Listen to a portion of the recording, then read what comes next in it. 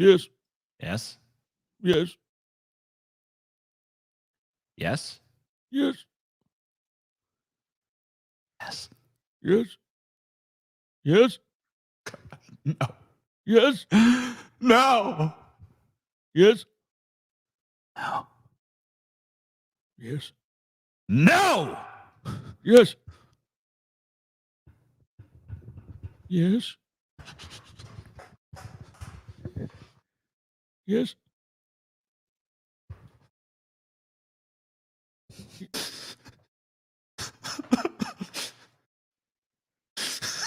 Yes. Yes. Yes. No. Yes. No. Oh, yes. No. Yes. God, no. Yes. Oh, God. No. Yeah. Oh, Yes.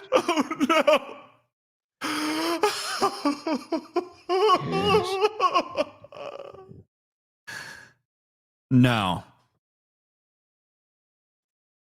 Yes. That's what I signed up for.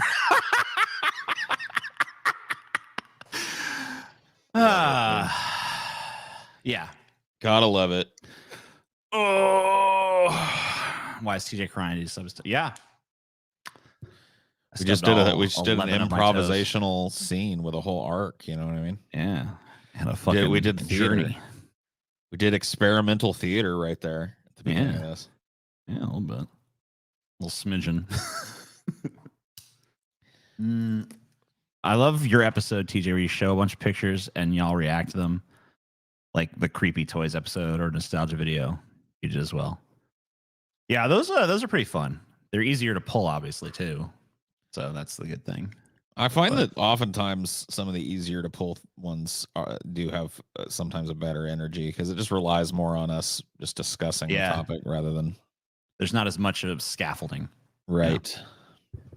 But that can be cool too. TJ. Right. I don't know.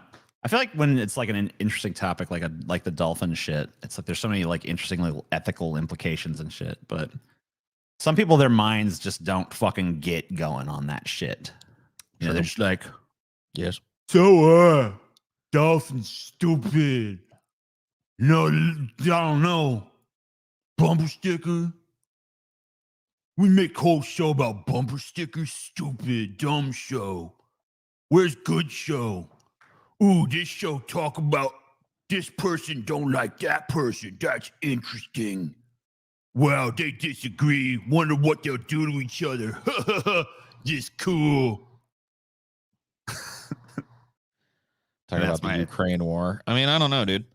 I wish of everybody. So I wish we had like a political climate where it wasn't like I didn't mind talking about more freely like political shit.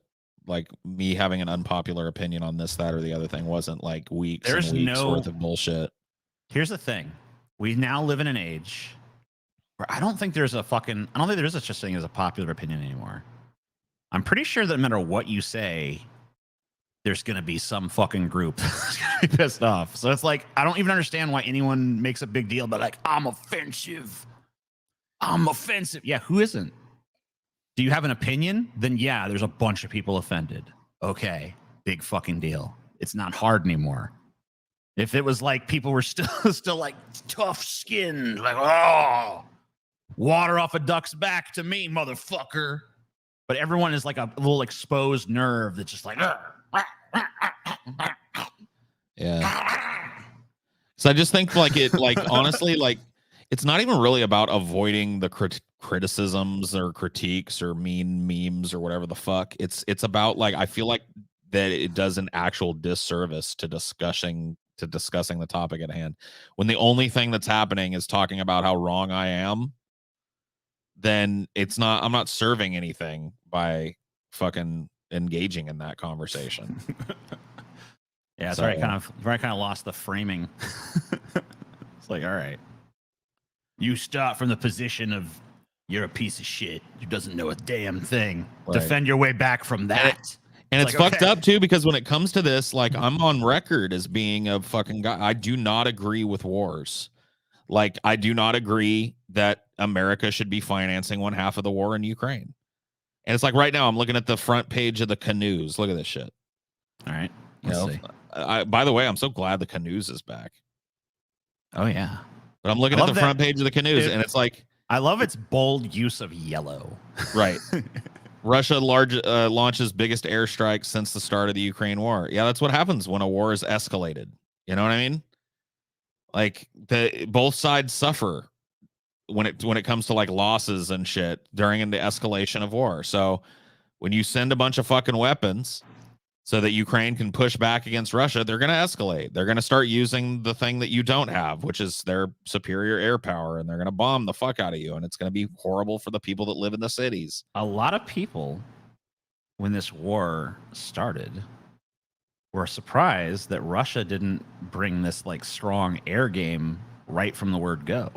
Well, it's because Russia But- understands that it's seen as a major escalation. When you go from military slow, like, and you know, it's slow military incursion is its own thing, but like airstrikes, you put nukes on those. So it's seen as like when you start unleashing the full power of your air force to just bomb cities. That's seen as a major escalation. And so Russia got away with, you know, without having to escalate to that point until this point in the war. You know, so it's not like they started with their fucking, but yeah, why don't they start with it? I don't know. Because I think maybe it's more about the protracted it's more about the protracted fucking battle than we'd like to think on both sides. I'm not as anti-war, I don't think, as you are. I am anti-war. I consider myself anti-war, but I wouldn't go all the way to just like I'm totally against war in any circumstance. Because I do think that there's like I think that the policy of the country should be like rationally don't fucking engage in war or do actions that are going to lead to it should be war, one of the rarest political acts, but there's and like it's one of the most common. You know what I mean? That's how I feel it's about hideous. war. Well, it's hideously common because for a long time we haven't had to really pay any price. Like America just doesn't pay any price for war. Like we pay price, and we pay that's price the like, argument in terms of troops. The argument we of pay the a price in pro-war, but like it's like very separated from, you know, like there was a thing during the Iraq War that says America's not at war, America's at the mall. The soldiers are at war. Like there's not like we don't feel it. You know what I mean? well, yeah, It's and very- it's that would very be the abstract, argument. you know. The argument that the pro-war people would make is then you should support our military adventurism because it's that keeps war away from our backyard. You know, I don't because think it our does. troops I really are don't making think war it over does. here. I I really don't think it does either. But I don't think you sticking know. our dick in every beehive in the world is gonna like prevent bees from stinging our dick. I don't know. Yeah. It seems like not true, but yeah, I mean, like my thing is if you are pushed to the point of going to war, you know, or even if you're going to just have war as like what I don't know, assuming war is some manner of resort for you. Like, because let's apply this across the ideological spectrum of anybody who believes that war is acceptable in any circumstance. If you are going to go to war, it seems to me like get in there, go. Like if you get pushed to that point, get in, go hard, do it fast, boom, explosive power, fucking just get it done. Oh, Use whatever force is necessary to just be totally overwhelming and do that. If you have that ability, obviously, not every war is fought by such a superior power. But like, you know, I don't know. When my dad was when the Iraq War was happening, I didn't agree with the Iraq War. Obviously, I was fucking anti-Iraq War, and I guess so was he. But his whole thing was, you know, if we're gonna fucking do it, go in there and just bomb the fucking shit out of it. Just fucking destroy it. Like, if you're pushed, if you're at the point of that being like, if you're going to war, then just fucking go all out. You remember like violence, the shock and awe campaign, right? that if we you did choose, in Iraq. if you choose didn't violence, just do it. You know, but it didn't work. Like Iraq was one of America's. In fact, I think it's now is America's most protracted war of all time. Right, but you know, but it wasn't. It was the occupation. It wasn't that did over. That. Well, yeah, but that's what has to come after. You can't just bomb a country and leave. Well, that was his fucking thing. He was just like, go in there, bomb it, tell them, hey, we don't care who fucking is in charge of the rubble, but they're gonna fucking be our bitch. We don't care what you do. Beyond that, whoever's in charge, us. No, we come back, we do this again. That was his fucking foreign policy when it came to that, basically. Yeah, I mean, I don't know. I mean, it's still like, who's that punishing? It's punishing the civilian population of the cities that you're bombing, you know what I Right, mean? but I'm just and a saying, lot if of you're gonna- times these regimes, these people don't have any fucking say in what their government is doing. So of why, course like, not. so how is that in the least bit fair? A fair way to wage war? it's not- What war I mean, ought to there's be, no- honestly, Well, but there's is no if fair way America to has a wage problem. war. So If it's America has like- a problem with a fucking leader of a country, they should use covert operations to get next to that person and fucking kill them. Because at least at that point, the blood that flows in the street is the tyrant. It's not the guy that runs the fucking bread stall down the way, or the fucking Yeah. barber, or the butcher, or the candlestick maker, or whatever the fuck, you know what I mean? But I think the idea is that don't do war. In fact, do everything in your power not to go to war. But if you do have to go to war, go all out. No half measures. Go all the fucking way. Sure. You just fucking be like, all right, it's like, I'm not going to get in a fight, but if I am, I'm going to kill this motherfucker. It's like, I don't know. It's See, like the I'm all or not nothing mentality, I guess. I'm not against war in every instance. I'm against the way that America currently wages war. I mean, the way that America runs its foreign policy in general is psychotic. Right. I mean, we literally interfere in the affairs of countries all over the world.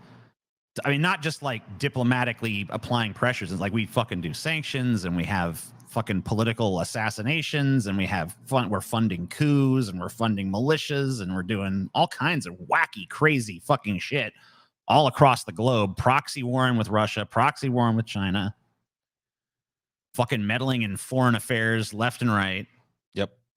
Spying and scheming and fucking Right. And I mean, like, whatever. If there has to be, I can hear an argument for there has to be some sort of like foreign espionage apparatus or whatever.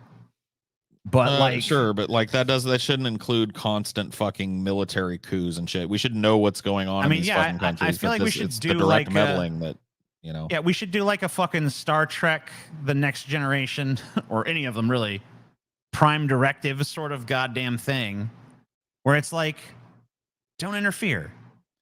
Don't fucking meddle in the affairs of other fucking civilizations.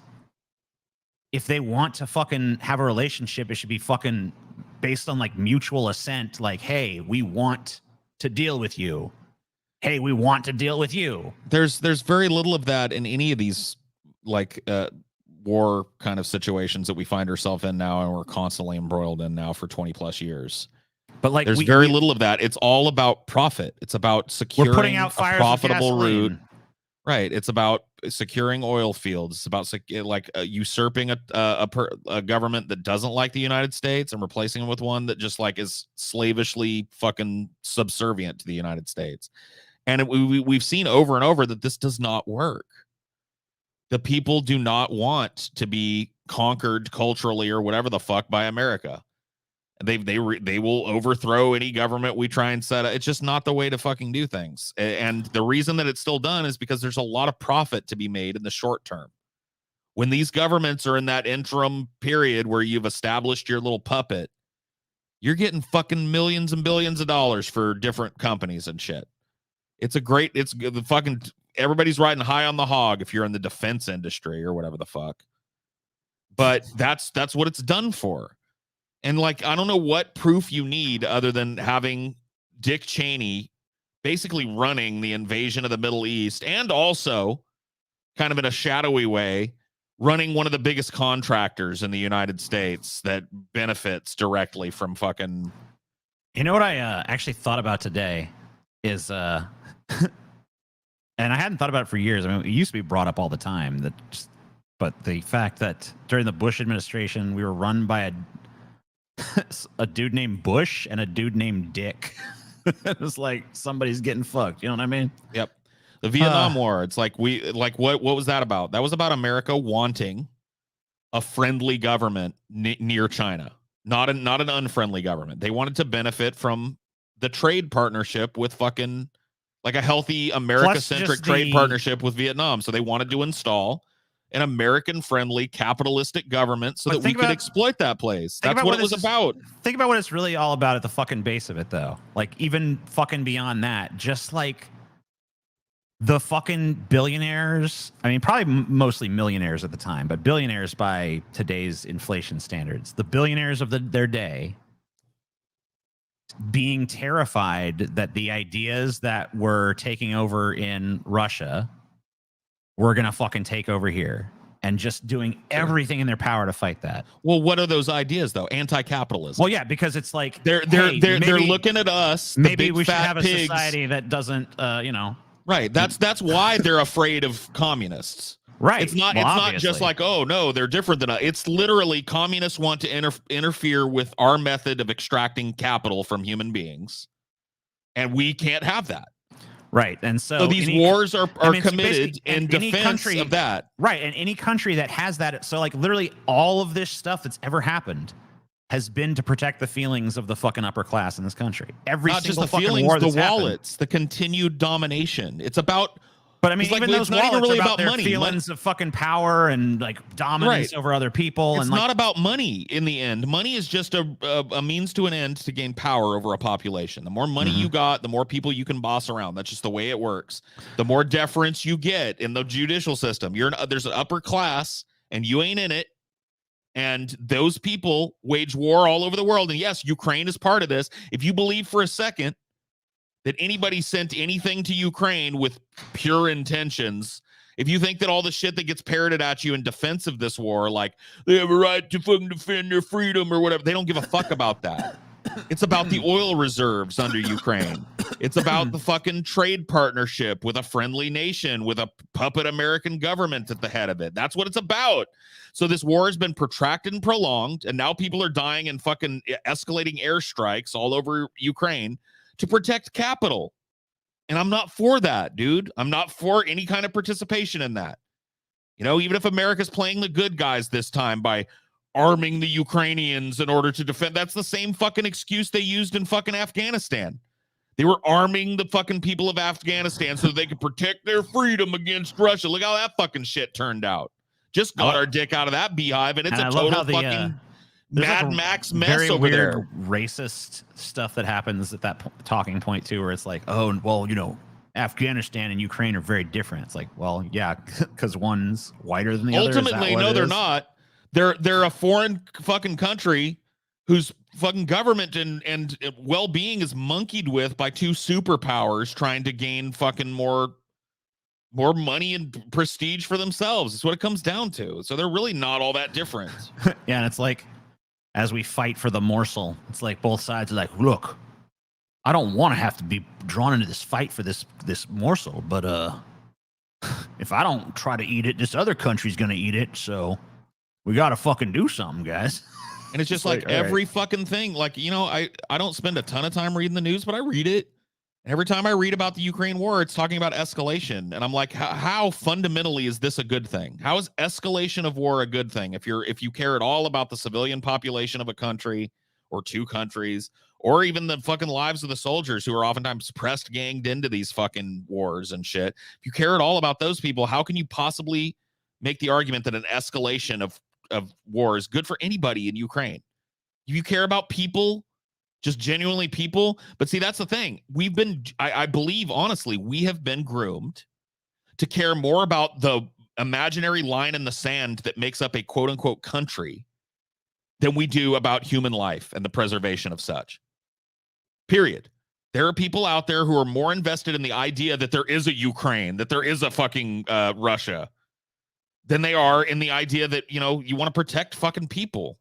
You want people to have to endure as little fucking bombing and bullshit as possible, because that disrupts their fucking lives and does nothing but enrich the fucking very people that caused that type of bullshit in the first place. Yeah. And it's all about the little lines in the sand, just like you said. It's very strange. I don't know. I tried to put some of these thoughts forward very early on in this war, just like saying, like, on my Twitter, just like, hey, I'm not going to be on Ukraine's side because I don't fucking believe there should be a Ukraine, nor do I believe there should be a Russia, nor do I believe there should be a United States of America. So what is this to me? This is just a bunch of fucking different humans. Like, you are on this side, you're ruled by these people, I'm ruled by, like, it's like, It's the method by which you know what I imagine? billionaires. I'm going to tell you what I imagine. I imagine like two fucking serfs who have spent their whole lives toiling for some master somewhere, two different masters, being sent to go kill each other and be like, I hate you, you fucking piece of shit. You're oppressed by a different totalitarian than I am. Fuck you. Ah, you know, and it's like so ridiculous. Like, you're fucking both idiots. Like, you're fucking literally murdering each other. So because you want to be ruled by this totalitarian and he wants to be ruled by that totalitarian. I mean, you don't really want to. You're just fucking stupidly loyal regardless. I've seen the end result. It's not like we can't look at what happens to a country when America dumps a bunch of weapons on it. If you ask that question honestly, the answer is it doesn't work out well for the people that labor and work in that country and live in that country. It doesn't end well for them.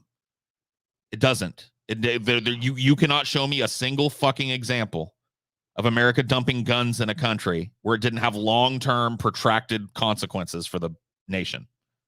Whether that's a later invasion by us or further fucking turmoil with their neighbor states, it's never a calming presence. And that means that people are dying. People are without clean water. People are without food. They're without shelter. You know, and that's happening right now as a result of this protracted war in Ukraine. And so your support for America monkeying around yet again, I don't see any fucking I don't see any reason to believe that it's not going to turn out just the same way it turned out for the people of Laos, the same way it turned out for the people of Afghanistan, the same way it turned out for numerous peoples all over South America, Venezuela, Cuba. When America starts sticking its monkey ass dick in your fucking business and starts quote unquote helping you, it's never shown to help the people of that country. So that's why I'm against. I'm against our participation in any war for that reason. One of the primary architects of U.S. foreign policy, Henry Kissinger, said that America, famously, by the way, America does not have friends. America only has interests. So, you know, and honestly, if it were told to the American people like that, if it was brought forth to the population of this country, hey, our thing is ruthless self-interest, you guys. Who's on board with it? Then I could at least respect the honesty. But it's like it's sold in this bullshit red, white, and blue package of freedom and goodness and virtue.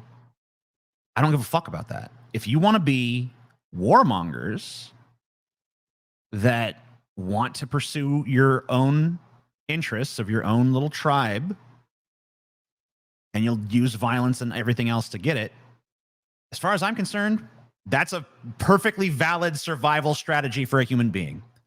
I don't think it's optimal for humanity, but you could definitely fucking do it. It works. But don't fucking sell it to me in some red, white, and blue patriotic bullshit virtue signal, because it's not virtuous. It's ruthless. Yeah. So,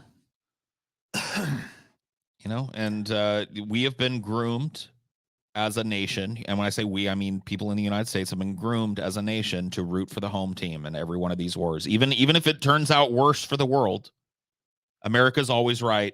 Other place always wrong. And people will do all kinds of mental gymnastics, dancing around their supposedly closely held fucking ideals and shit. When fucking Massa yells crunch time, they're right back at it. You know what I mean? They're, oh yeah, well, this time American imperialism is good because they're protecting Ukrainians' right to freedom. And it's like, aren't they introducing a round of fucking airstrikes to Ukrainians that's now gone on for what, like close to a fucking year? Come on. Yeah. Be honest about what this has done for your average Ukrainian to protract and drag out this war. And be honest. Not good. Be honest about who supports it too. Be honest about like the genuine support of this shit out there. If you fucking support this, then just fucking come clean about what your real fucking motivation is. It's admit about you're a fucking American exceptionalist. You're a war hawk. You're a person who hopes to become part of the moneyed elite or already part of it, that wants to protect your ability to make capital and shit. So you're fucking following daddy down the star-spangled shithole of another war. Just admit it. Yeah. You know, you don't have to necessarily phrase it in so many words, But like, be honest. Come on. Be honest that it's about self-interest and not the interest of anybody fucking in any foreign soil. Right. Just be honest about that. Just say like, hey, this is purely selfish and I feel like that's how I'm going to conduct myself and whatever. You know, I don't give a fuck about virtue. I don't give a fuck about humanity in general. I love America. I love Americans because this is where I am. So I want this place to be above other places. I want to be in a higher country in the fucking country hierarchy. And I want to enjoy whatever benefits comes from that, even if they're fucking purely illusory and ego driven. I want to carry the water for the elite in that country as well. Like when it's needed, even if I pretend on other days to be against that very elite, when crunch time comes, when it's time for America to stick its dick in yet another Marshall beehive, I'm right there. You know, I'm always right there. I'm always on America's on the side of angels. I'm always a supporter of the escalation of war. Period. You know, I think for a lot of people, honestly, I feel like it's not even about the cat being like the fantasy of joining the elites in this country. I think a lot of them just want the ego boost associated with, yeah, maybe I'm not super high ranking in my country, but my country is super high ranking like in the world. I think and it's I'm all part about of that. I think it's all about self-preservation. It's like, well, I mean, I think there's like it's all about self-preservation. Like, oh yeah, because that's why. Like, think about what these guys who mostly do. Like, they love the American flag. They love fucking slapping it on shit. I'm wearing a fucking American flag shirt right now. Yeah, and I wear this because it fits me. But oh yeah, and I got it secondhand from Stevie. But they love slapping this fucking thing all over the place. They love putting on their trucks. They love fucking flying into their house. And it's all just to show like, yeah, boom, power, boom, I'm part of this empire, boom. I'm part of the fucking big old machine. I'm going to be super strong because we're the toughest and we're the best and we command the world, you know? And it's, and then to fucking, you know, not face like the imperialist overtones of that, to not have to admit that you're the fucking empire. You got to be like, oh, but we're good. We're really good though. We're so virtuous. We're so helpful. You know, we're like, if we see people oppressed, we free them. Unless, of course, you know, we have some. A lot of these people like to jump in and go like, well, America was whatever. America was wrong in this instance. America was wrong in this instance. But this time, right now, when it matters most, they've got my fucking vote. You know, how many people were like that with the Iraq war? Dude, we were still all frothing at the mouth over fucking 9/11. I was too, dude. There was a real like need I think people had to fucking strike back for that. And America went right about selling, you know, a good 90% of Americans. The government sold about 90% of Americans on the idea that fucking Saddam Hussein had a fucking thing to do with 9/11. Which, of course, he didn't. Which he didn't. He had nothing to do with it. In fact, he directly opposed the people that took responsibility for it.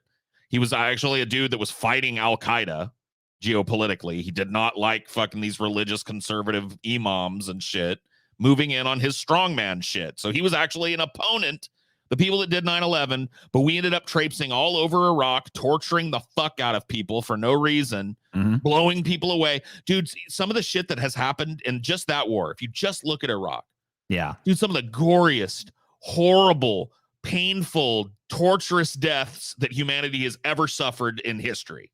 Yeah, and I mean, like, we're talking about, I think estimates go as high as like 1 million dead. Obviously, not all directly from the conflict, but well, I mean, from secondary reasons caused by the conflict, exactly. Hunger. Yeah, you didn't die from getting your head blown off. You starved. That's a pretty high. That estimate's pretty high, but like most estimates put it at least like 300,000, 400,000 fucking people. I mean, it's an insane amount of fucking people that were directly affected by, you know, our military intervention in Iraq. So why did we do that?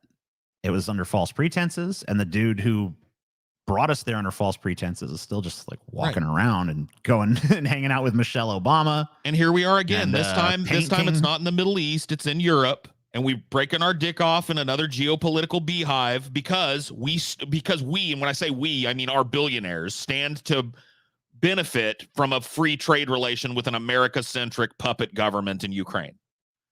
Why do you think there was all this shit, all of these people being arrested and deported about Ukraine before this war ever happened? You think America has no interests there? You think that's why our politicians all seem to fucking have a kid that works for fucking some Ukrainian there's no oil fucking, company? I mean, come on. There's no argument you can really fucking make that America is motivated by fucking any sort of like loftier moral goodness. Well, that's how it's sold to you, though. That's how that way. But like, there's no sell it. There's no valid fucking. There's no reason. There's no intelligent person could possibly fucking believe that. It's just not. I mean, it's demonstrably false. Well, there's a lot of people out there that a lot of people would call intelligent, spouting that very fucking thing. Because there's no fucking. There's no. This is about protecting freedom. This is not about Burisma continuing to have a nice, greasy hand in glove relationship with fucking Exxon and shit. No. This is about the freedom and the freedom-loving people of Ukraine.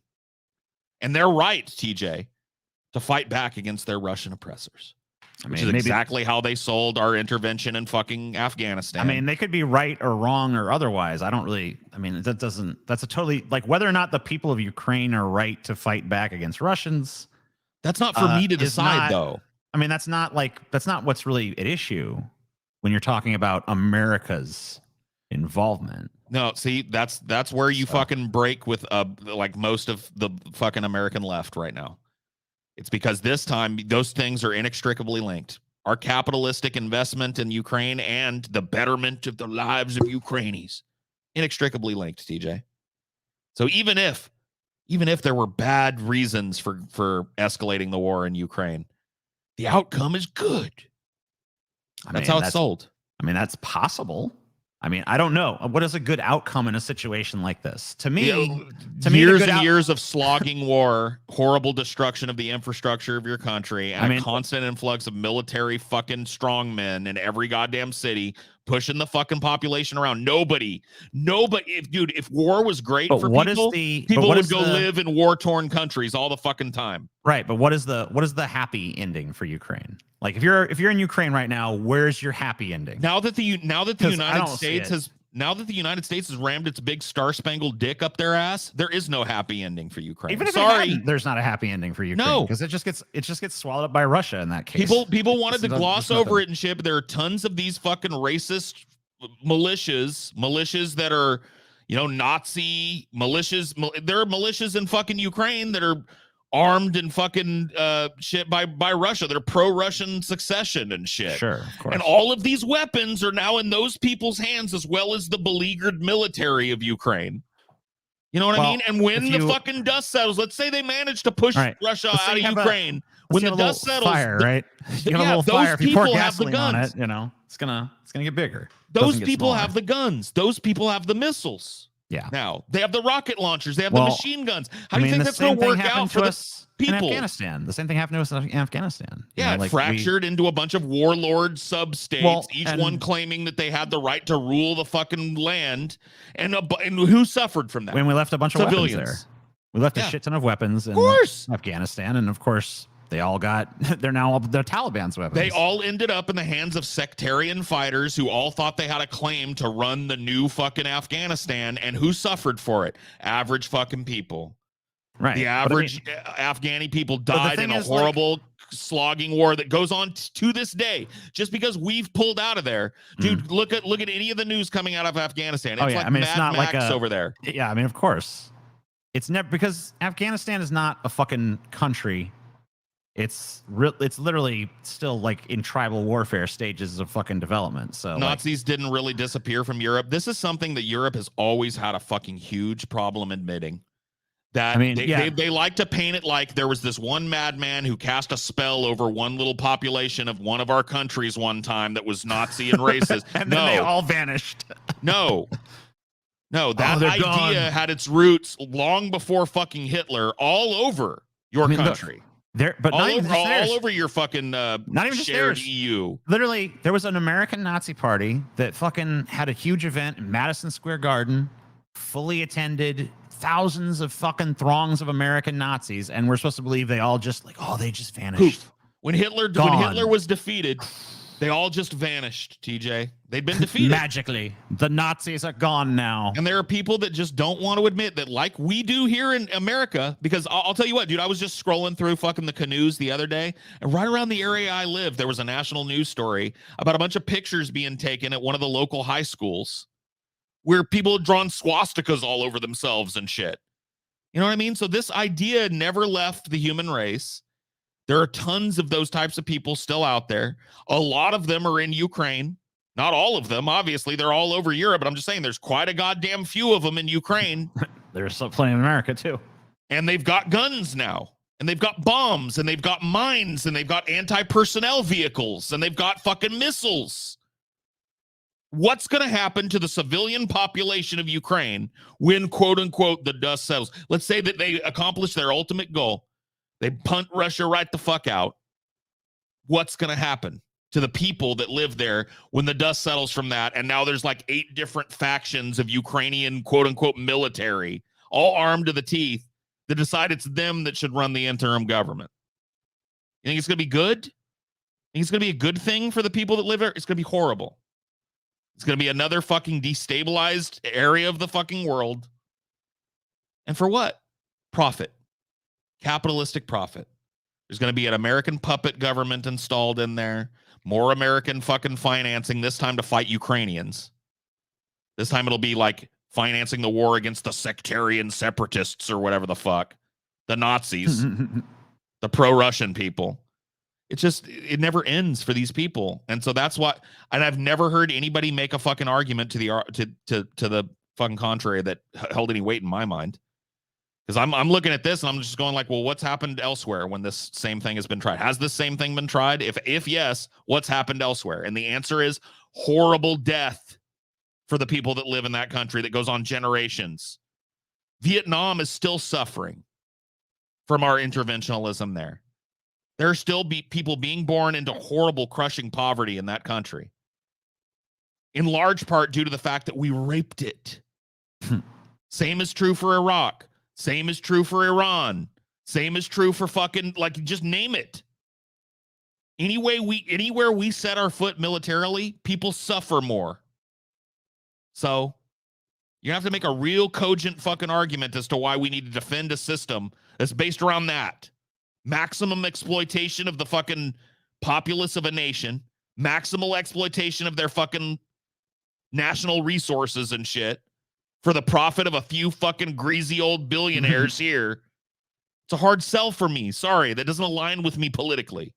So you're never going to see me with the fucking pom-poms going rah, rah, rah, sis, boom, bah. When fucking America lands in another country claiming to defend its freedom. No. I've seen enough. I've lived through enough. I've been enough. I've seen what happens when we do it. And I don't support it anymore. You know, and it's like most of these places, they just end up becoming like chum in the water, sort of like feeding grounds. For capitalists. I mean, for any ideology, because it's like multiple ideologies fighting for the same little parcel of land or the same little group of people to be under their influence or the same, resources to be at their, their command. Right. And it's like, okay, well, I'm going to do it for this belief system. I'm going to do it for this belief system. And I'm going to do it for this tribe. And I'm going to do it for this tribe. And I'm going to do it for this tribe. And all the tribes, us included, justify themselves the same fucking way. Well, if I don't do it, then this other one's going to do it. And then it's going to be bad. Why do they want? You got like it's capitalism. So it's like, to me. Why do those sectarian groups want control of the country ultimately? Because they want control of the flow of money and national people resources. Want power. Yeah, right. They want that. They want to secure their power, and the only way they can. They don't necessarily they could be absolutely. They could be fascists. They could be communists. They could be absolutely. That doesn't matter as long as they're pro fucking American business. That's what matters. That's what it all comes down to. Who's going to get into power? Who's going to be pro-America? Who's going to keep the fucking money flowing? America is not the only player in this fucking game. There's plenty of fucking people playing this Game of Thrones bullshit. You know what I mean? Like when it comes to fucking like China's modern a huge history, power broker. Russia's a huge power broker. And right. But who are they opposed against? You know what I mean? Us. Right, exactly. So you can't take America out of the equation ever. I'm not taking it out of the equation. I'm just saying, like, there's other people playing this game. This is not course. like America's like. But hey, I don't live in Russia. we're I don't live in creating it. China. I don't think it would like behoove me But much to the thing speak out is- against Xi Jinping. You know what I mean? I don't like him. There you go. He's a But the fucking piece of shit. the He thing is, hurts though, his like- people. I don't like him. The thing is, though, that you can't just kill one. It has to stop everywhere all at once. Well, it either has to stop everywhere, or one of them has to just go ahead and conquer everything and unify the fucking planet under one So flag. I mean, one way or the other. Like either we have to stop and be like, hey, maybe this like throne isn't worth fighting for. Maybe the dragon was right when he symbolically was like, no, and he burned it down, you know? Or maybe I don't know why these always end up with dragon metaphors. I guess because they're symbols of power, maybe. Either it's going to have to be just dropped, like, hey, let's not do this, or like Paul said, it's going to have to be like one's just going to have to rise up and be like, we are the dominant force in the world. And the truth of the matter is, if you look at history, that's going to be the way it goes. One of these Probably. three superpowers is going to quote unquote win for a generation or two, and then be weakened internally by strife and bullshit, and weakened externally by the little bit of resistance that remains, and then it's going to collapse. Somebody else is going to come and snap it up. That's what human culture has done since the dawn of time, and it's all been for the benefit of the leaders of those countries. Countless human beings over the course of the existence of human beings as a fucking social species that cohabitate in cities and towns and villages and shit is warlord says you go die for the fucking tribe. Well, the thing that's so nefarious is that, you know, this population group and that population group, and this is why war is, I mean, should be the last resort. Isn't actually the last resort, but this is why it should be the last resort, is because you have two population groups that have no real good reason to hate each other, that have been groomed into hating each other by the people who are exploiting them. And, you know, it's a pretty ugly thing, because you have people who are probably not all that different and don't really have all that different of desires in life, you know, becoming convinced that the other person is like some inhuman thing that's totally unlike them.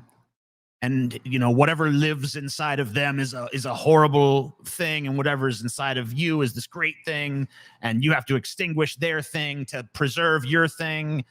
And really, it's the thing is just like the influence of the people who own your labor, the people who own the means of production in this country and every other, you know, and you're serving them and you're destroying other people who are more like you. And they're trying to destroy you because they're similarly brainwashed. And then it's like you're told, well, you have to, even if you see through it, you got to fight back, because look at all those brainwashed people on the other side coming to get you. They hate you just because they've been indoctrinated the same way we've indoctrinated people here. And so it's like it's always justified. Our bad is justified because other bad is happening, and they're doing the same thing. Like, well, we got to do it because they're doing it. Well, we got to do it because they're doing it. Well, what's the fucking solution here? Everybody stop doing it. Unite as one fucking people on one fucking planet and fucking live in peace and harmony. How about that? That'll never happen, because peace doesn't sell. Peace doesn't create fucking need and desire and upheaval, which is so profitable in the modern economy. So there's no way that would require all of these governments of the world just coming together at a big fucking world conference and going like, yeah, we're all going to be this now. But you know, we're all going to be one world. The real problem is it's like the same thing I talked about in the dolphin episode, where there's the one dude that tries to shoot the little helpful dolphin. It's like, even if you could get 99% of people on board, if that 1% doesn't agree, it could never happen, because that 1% is enough to totally fucking derail the whole goddamn thing. Well, either that or just be oppressed till fucking the end of time. You know what I mean? Yeah. But that's, you know, like that's already a failure. It doesn't work now. I feel like that one crazy person's magnified as you get to the top of a fucking society in terms of wage earners and shit. There are more fucking psychopaths. Well, look, there are more self-serving people up there. Let's think about this. If you have versus the rest of society. If you have 100 people, right? 100 people, and everyone's like, hey, not everyone, but there's certain people in that group that want to lead the group, that imagine themselves like, what if everyone here fucking took their cues from me?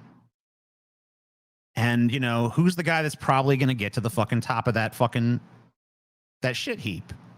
It's probably going to be the guy that's going to go the furthest for that power. It's probably going to be the guy that's willing to fucking kill you, kill your family, do whatever needs to happen to keep and secure power for himself.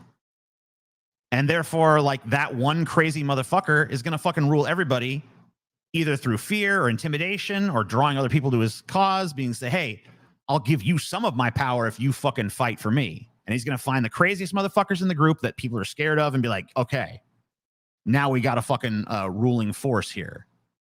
You know? We're going to fucking promise some stability and order and all this shit. In order for that to happen, you would have to open up you would have to, number one, wipe out this imaginary debt number that we've come up with to keep tally of who owes what. That would have to be wiped completely out. Yeah. The finances of the entire world would have to be opened up to centralized control of some kind that would be able to. And look, dude, if that happened, as utopian and unlikely as it is, all these armies would be huge public works force people, rebuilding the whole planet, raising the standard of living. That is totally possible with human beings, but not in a system where human beings cyclically continue to support the machinations of billionaires in their military adventurism all over the goddamn planet. Whether you be in Russia, whether you be in China, whether you be in the United States, if you live in one of these great big empires, the worst thing that you could do is sit and be complicit in that in every fucking possible way, because that doesn't move us one fucking inch. But why do they closer to that ideal? Why do they use violence though? Why do they use violence? They use violence because violence is fucking the ultimate form of persuasion. Well, yeah. They use violence because even if you don't want to do something and can't be convinced of it, you can be coerced into it with a threat of violence. And if you don't, there's a lot of money. Violence to use against you. There's a lot of money, fucking that comes out of using violence as well, especially in modern times. I mean, but even in ancient times, violence required you to fucking outfit a huge army with spears and, you know, metal body plates and bows and arrows and shit. And dude, what do you think the kickbacks were like back in the day on shit like that? Oh, you know what I mean? Yeah, obviously a profitable enterprise. I mean, this is a time when most people don't even have more than one set of clothes. So I mean, the other way that we're talking about is insane. Yeah. The ideal we're talking about, there is no such thing as a profit, not in traditional like fucking capitalist terms. When the power of some natural resource or some invention is unleashed on the planet, it's not done for profit. It's done for the greater good of everybody on the planet. Yeah. It's done to elevate the fucking living conditions of everybody on the planet. That's the new thing. We are all responsible for one another. We're responsible for this planet. And if I gotta be honest with you, like I said, utopian as fuck. But if it happened, dude, we could live in a fucking virtual utopia. I genuinely believe that human beings could fucking solve any of our problems. But I think the main thing that's like stopping it is that there's always going to be, even in a perfect utopian society, there's always going to be someone who looks at it and says, but what if I used violence to take control and then I get to be king? You know what I mean? Of course. Like, there would have to be, you're going to have like really defense of the heads of government and shit is you got to do that. You know what I mean? That would have to be part of this, because you're absolutely right. There's going to be a rebel element that pops up, wants to snatch power here and there. That's just got to be an unthinkable fucking thing. Yeah, at some point, because there's really no power conferred by it. You know, I think there has to be something, and I think it's hard because it's like one of those things that's probably a little bit innate, or maybe even completely innate. But there has to be some sort of de-glamorization of having power. And I know that's pretty hard to do because it kind of means like getting your way, which of course everyone naturally likes. Right. So it's kind of hard to say like, oh, power is not desirable.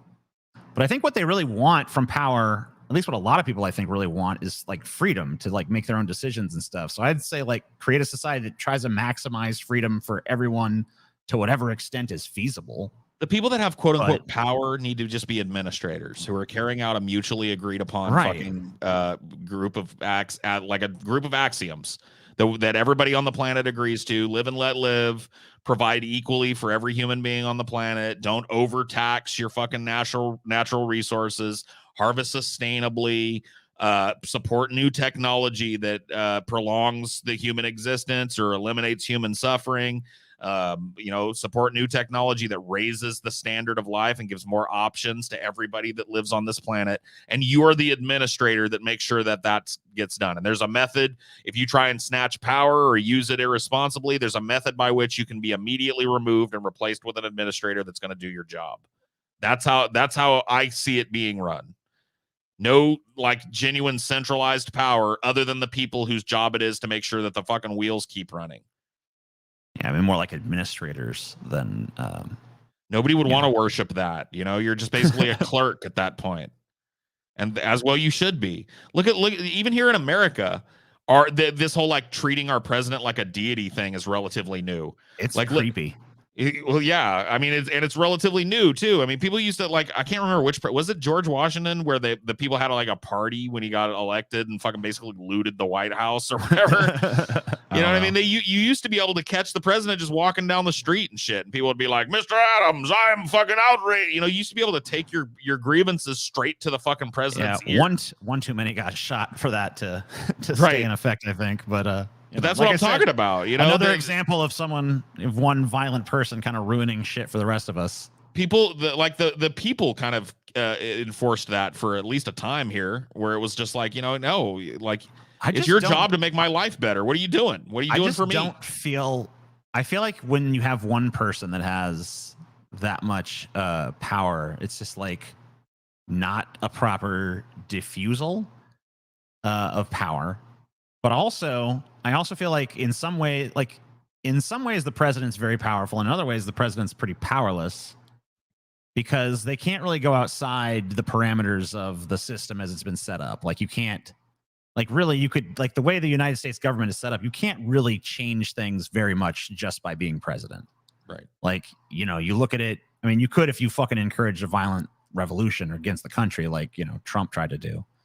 But besides that, like, if you're trying to use the mechanisms of the presidency to, like, I'm going to bring about serious change. One of the reasons I decided not to run for president was because I kind of looked at, like, what are the actual powers of the president? Like, you could not really do. I mean, you could do some improvements, but like, it would just be like, let's improve the mess hall in the prison. It's not really substantive systemic change. For that, you'd have to pass a sort of constitutional amendment. So you'd have to have huge, I would just write a whole new constitution and be like, all right, we're gonna do this instead. Fucking, let's pass an amendment that says fuck this constitution and we're doing this one. I mean, the real answer, and I think this becomes more and more fucking possible, is a lot of people would argue and say if there's no centralized authority, then you're gonna have these coups where different areas of the world, the administrators seize power or whatever and take over, and then there's war again. It's just like, what about having an AI whose job it is to, they're the ultimate, like, last port of resort when it comes to defending these rules that we've set up. And so if somebody starts acting weird in one area, the fucking AI gets them removed and reelected. You know what I mean? The AI kind of makes sure that the distribution of wealth is even, and that, human beings are maximally allowed to achieve their potential and pursue their dreams, that they aren't being exploited, that they aren't being tortured, that they aren't being killed in wars. That's its primary purpose. What country is to be like runs the AI? None of them, because there aren't any.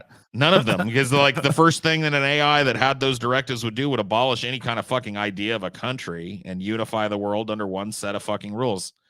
That's it. You know what I mean? And I think that most people would be content to go along with that. The people who controls the AI.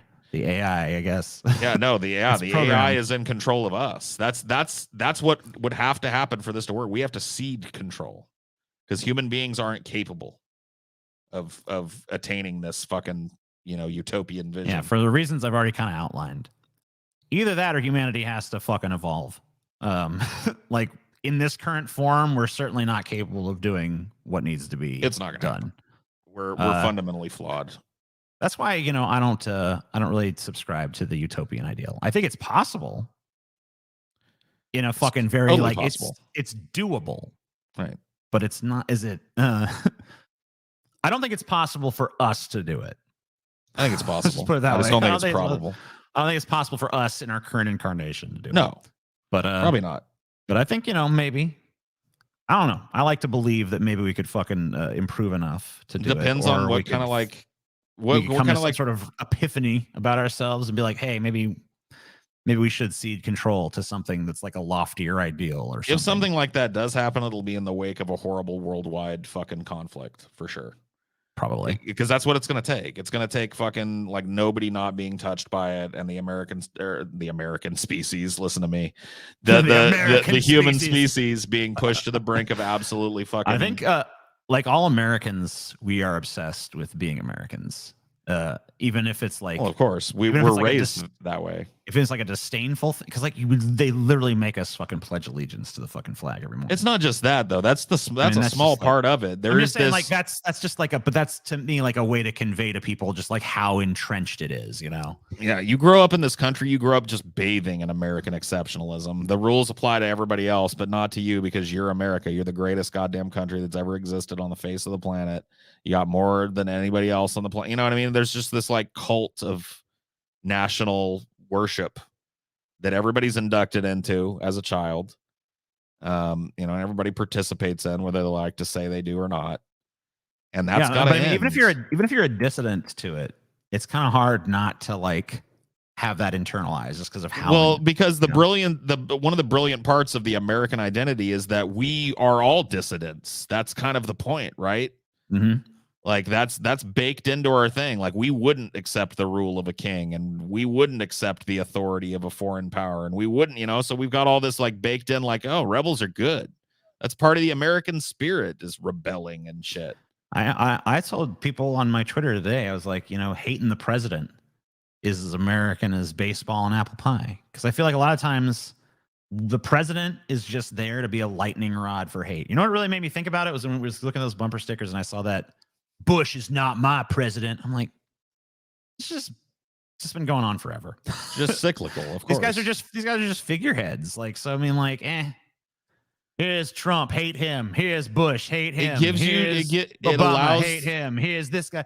Yeah, and then you get to blame it all. Oh man, this status quo that's been going on, regardless of who's in charge, is all the fault of this fuck. It's like, it allows the little political Punch and Judy puppet show to fucking go on and give people a fucking, it makes people feel like they've got a choice in the matter when they really don't. This is your excuse. Yeah, it is a choice, but it's like a choice on the order, like the order of magnitude of the choice is like, you ever like had an app and it like lets you like change the background, like the color, like, hey, here's the mint version, it's like that. Right. Huh. Let's try Mint America. Oh yeah, that looks nice. Yeah, I'm getting sick of this. How about wintergreen? And just like, and it goes on and on. But it's pretty superficial. I mean, it's a change. It's a little different. Hey, cool background, but same app, right? Okay. Homo Americanus, dude. Yeah, you're a Homo Americanus. I love it. Yeah, it's all great. But yeah, no. I mean, ultimately, like, what does that mean for me? That means that, I don't argue for any one empire, including the American empire. When America starts arming another country to defend itself against some other country, I know what's behind that, and I don't support the capitalistic money grab that's behind that, even if it is in quote unquote defense. Because I really don't see, fucking value in having a bunch of disparate countries where it's just like the rules are different because of question mark. And if you want to look at that, just look at how borders have shifted throughout history. It's clear that they're arbitrary. It's clear that they don't mean anything. And so this whole idea of like people, giving weapons to a people so that they can protect themselves from another people, it doesn't really it doesn't sell to me, because I know that's a huge profit incentive for people that are just out of my league and out of everybody else's league financially in this country. And that's all it is. It's cynically done to prolong a war. I mean, look at what's happened since our first donation of weapons and money to Ukraine. Now it's happened, like 2-3 other times. We've announced like, no, here's another $6 billion. Here's another $6 billion. Here's another $6 billion. Who do you think's sucking up that $6 billion? You think it's the average Ukrainian person's getting that? Because if that was true, we really would be spreading freedom and liberty to that country, wouldn't we? No, it's the fucking brokers. It's the middlemen. It's the goddamn fucking power brokers in that country and in this country that are exchanging fucking money for more money. That's who's benefiting from that. You can't argue. You can't honestly argue that any Ukrainian person benefits directly from most of that fucking 6 billion, if any at all. Most of that goes right in the pockets of oligarchs, goes right in the pockets of the weapons manufacturers, the political elite around the globe that all have various conflicting interests in this country or that country, this company within that country or that company within that country. You know what I mean? That's what it boils down to. It's not the average fucking person. Think about chess, right? I mean, you don't need to know necessarily the rules of chess or anything, but like think about like what chess like is fundamentally, you know? Like in chess, you have a bunch of pawns out there in the front, and then you have all the important pieces like in the back being defended by the pawns. And you know, it's all to protect the king, right? Well, and here's another like, truism with chess. If everybody dies, the king is. I mean, like, so this. The fact is that this game kind of just shows that this has been the status quo of humanity for like the entire. Like, we're not different than serfdom right now. Right. Not really.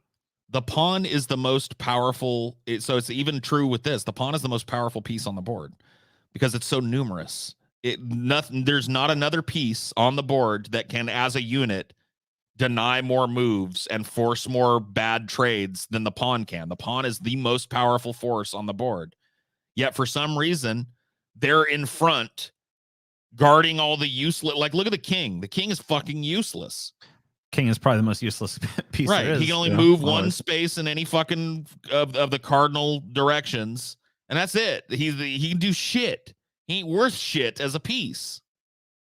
You know, you'd rather not lose a pawn than the fucking king, because at least the pawn provides a whole front, it provides a whole bunch of protection and there's board coverage and shit. More importantly, there's more than one of them, you know, and you got like Right. a shit ton, so you can fight as a fucking unit at that point. Yep. But the thing is, though, too, I mean, like, the main reason is just to show like this has been around for so fucking long. Like, how long are we gonna play this fucking game? Until Like, there's nobody around to play it anymore. Right. I mean, like in chess, if you can literally lose every other fucking piece, but as long as the king is not mated, the game is still not over. So like people who design this game is like, it doesn't matter if everyone else is dead as long as the king survives. That's all that fucking matters. And like we're playing that game globally, IRL, for centuries and centuries and centuries now. And we're all fucking pawns. And we have the power to not play this game, but we continue to play it because we won't just wake up to being used. So I don't know. Seems like pretty fucking straightforward to me. Like, stop. Yeah, the queen is powerful, but she's also like the most vulnerable piece on the board. She can move farther in more directions than any other piece on the board, which means that she's incredibly vulnerable to counter use and shit like that. So yeah, I mean, you know, the queen is, and there's only one of her. So And the plus, queen is, plus you can use because of her versatility, you're very tempted.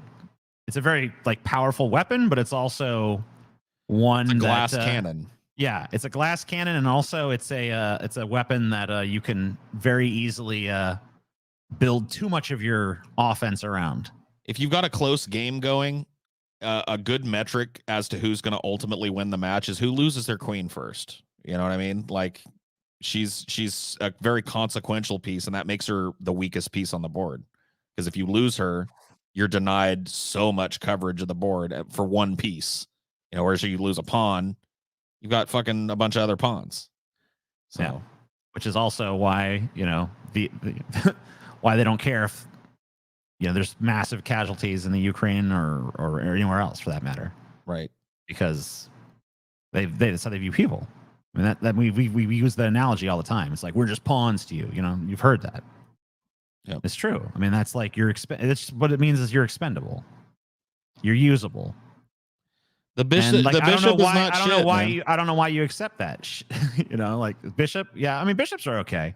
The bishop is like, look at the coverage that you can provide with just two bishops.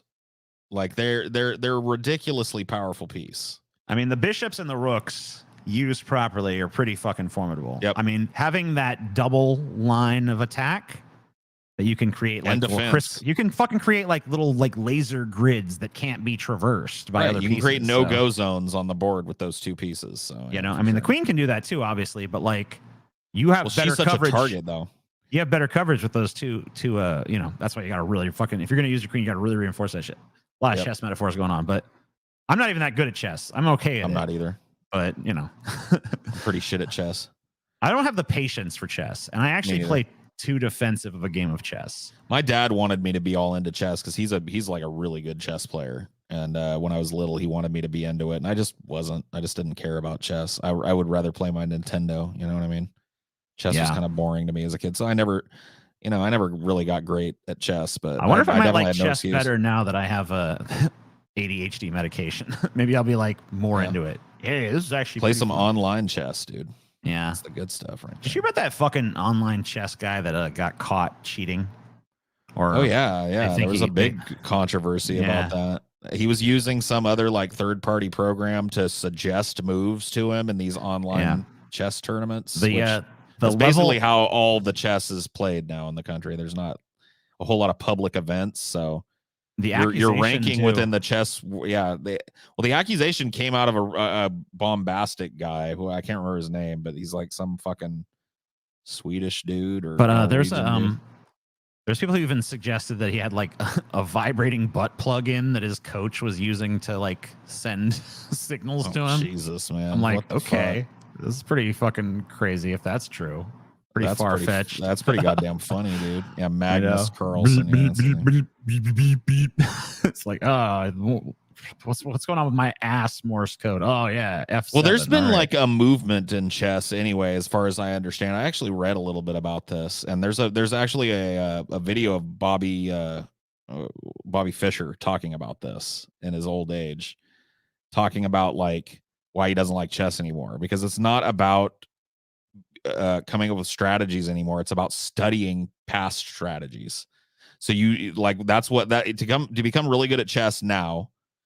You intensely study different positions and what to do in response to them. You don't think of an entire overarching strategy to deny this part of the board or that board. And there's really no rigid. There's really no art to chess anymore, according to him, because everything that you do is just a pre-programmed response to that chess position. You're basically teaching people to play more like an AI. Right. And that's why. It's because, we've been able to create computers that just they play a flawless game. So if you study those flawless games, you find out ways to react in certain situations that are just mathematically and that's what it comes down to. It's no longer an overarching strategy game. It's a, you know what I mean? It's one of these like who can memorize the most chess positions game. Yep. That's what Bobby Fischer says. It's no longer like a battle of wits and strategy that's emergent. Now it's who's got the best, who's best at memorizing game. And that's not what chess used to be, and that's not what chess should be, but that's the only way it can be now. Because if you don't do it, the other guy's doing it. So that dude became a pretty world-class martial artist after he stopped playing chess. yeah, that's not shocking to me. He was always like a physical fitness kind of guy, especially after he got into like the upper echelon of chess or whatever. He was all into like doing push-ups and hitting the gym and doing all these calisthenic kind of workouts and stuff. So it doesn't shock me. Yeah, he's an interesting guy. But yeah, anyway, I don't know. All right. Is that a grease trap, TJ? I think it is. I feel like it is. I feel like that's You know what? a It's grease not. trap. It's not Bobby Fischer that I'm thinking of. It's the guy. It's the guy who the movie Searching for Bobby Fischer's life. I don't remember his name, but he's the guy that actually became a martial artist. Got So it. my bad on that. But Different guy. anyway, yeah, that's a grease trap. Go tell your fucking friends. Tell them we talk some fucking geopolitics and some human nature shit in this one. Tell them it was fucking deep.